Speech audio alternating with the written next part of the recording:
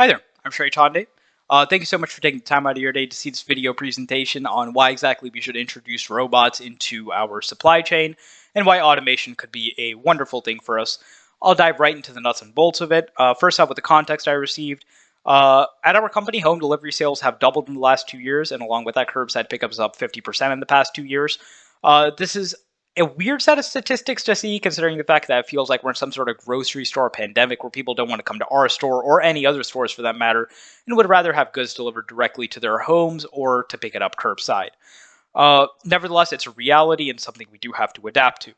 Along with this has caused, and this increase in demand rather, has caused a bottlenecking to a degree because we don't have enough employees to fill all of these orders and fill them correctly to ensure that our customer satisfaction, along with our order fulfillment, remain high and continue to grow.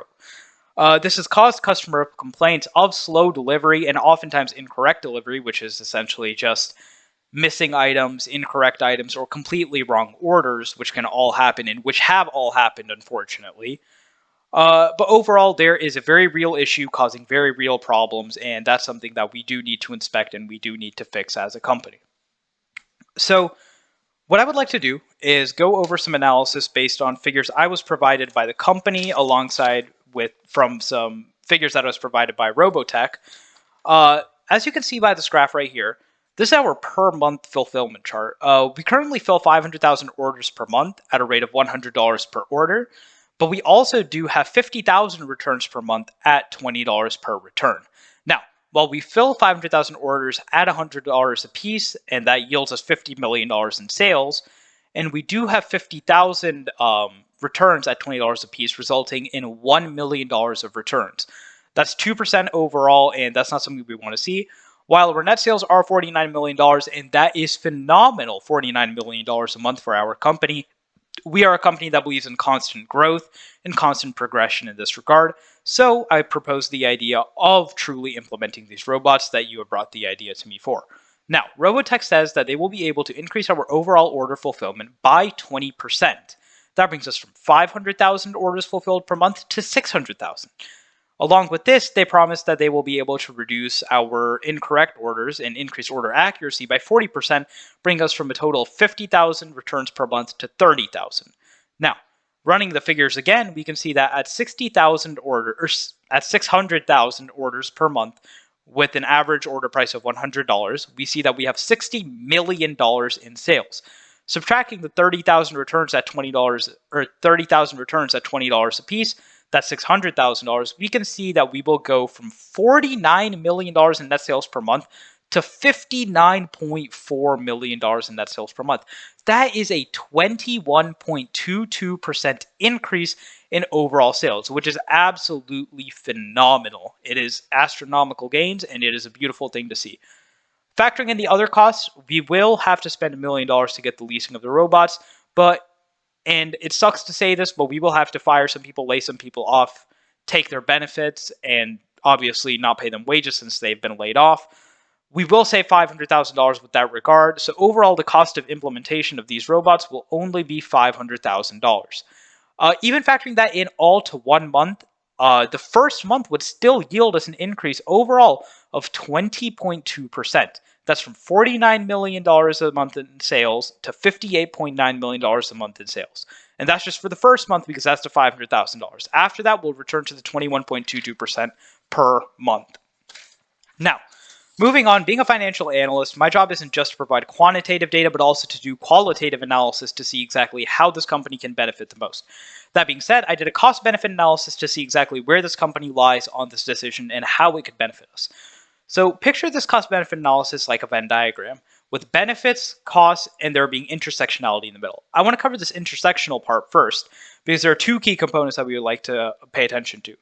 The first dual component is that it's a flexible lease. It's a flexible lease, meaning we can exit it at any given interval according to the contract we negotiate. But the bad thing is we don't necessarily own the technologies, meaning that they do count as a liability over an asset. Purchasing these outright would probably be the move once we see that the overall productivity that we were promised is being delivered. But for the time being, I understand why the company would want to go with the lease. Moving down the road, though, I would suggest we move to a full purchase. The second middle ground is that there's zero risk of injury to machines. Machines cannot be injured, and only workers can really be injured. The downside to this is that operation of these new machines can introduce new hazards in our workplace and also put us into new OSHA regulations and also force us to be in compliance with new OSHA measures and other regulations we weren't previously privy to. Moving strictly to the benefit side, though, as you can see, the bottom line increases by over 21% per month past that first month when we factor in all $500,000 of net cost. Uh, Being a financial analyst, this is probably the most important number to me, and it far outweighs any cost that could ever be put on the table, seeing that 21% gain. The other benefit is in just overall customer satisfaction. We'll see a 40% increase in customer satisfaction, considering the fact that we will have way less overall returns and way more satisfied customers. And the most another really important benefit is that the highest cost we can incur with this is $1 million, with a potential payout of $9.9 million. This is because the leasing of the robots will cost us only $1 million, and we will see that increase in $9.9 million of profits, which is a 9.9x return, which in anybody's eyes, especially at the scale, is phenomenal. Moving to the sole cost. That sole cost is essentially just an employee morale decrease from automation. It sucks to see your coworkers' jobs go away because of automation, and overall, this isn't something that can really be measured. It's just something that we're going to have to take the hits and roll with it. It may decrease employee productivity, but the robots will likely compensate for this. Moving on, I would like to move into factors that affect our business's risks. I would like to run a risk profile. I already mentioned some of the human risks earlier. But moving on to a risk profile, economic risks are really risks that can result in a financial loss.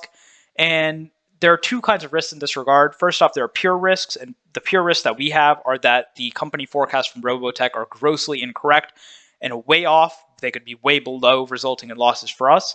And also that new technology releases soon, increasing automation, but we're stuck with our $1 million lease.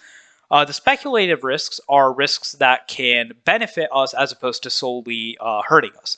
The speculative risk here is that Robotech was conservative in their projections, and we actually gained more than 20% overall orders fulfilled, or gained more than 40% customer satisfaction due to returns being lowered. So moving on again, I would like to move to the streamlining of our work processes. And in that regard, I do believe that these machines will greatly streamline the work processes, because overall what happens there is essentially it takes a really big supply chain process and breaks it into smaller sections and steps so that it's much easier for us to understand. Robots will take care of one or two of these sections, and then based on that, we'll be able to have a recursive process to see where the automation is better, where human intervention is better, etc., etc. So overall, this will streamline the work process greatly and will present a great benefit to the company. Moving on to the idea of productivity. I mentioned productivity and efficiency a lot in here, but the key thing to know is that productivity and efficiency are quite literally just the measure of input into output. The more output you get from less input, the more productive and efficient something is. The fact that robots are increasing our overall sales by approximately 10x just go to show that they are extremely productive for our company and extremely efficient for our overall company. And moving on that same idea, employee productivity is something that can also be measured by simply how much work they put in, which is essentially just how much hours they put in multiplied by our wages compared to how much money they produce for us. Productivity as a whole is a very important concept to understand in regards to business building and the economics of our overall system. But rest assured, we do have a very productive system, and these robots will only increase the productivity. Finally, I'd like to move on to the idea of analyzing the impact of division of labor and specialization on productivity. This does kind of tie into streamlining of our workflow. Automation allows us to allow our employees to specialize further instead of being able to load the boxes, to tape the boxes, and then to put the boxes in a truck. We'll be able to give each employee one duty out of those three, increasing overall productivity even more so than just the robots. So while the robots will provide that $9 million boost, we will also see that our employees will provide an even higher supplemental boost to our overall profit projections. That being said, I do believe that wraps up pretty much everything. I did cover the graph earlier along with our a cost-benefit analysis of the project, business risk, work processes, productivity, and specialization. So if you have any more questions, please feel free to reach out. Thank you.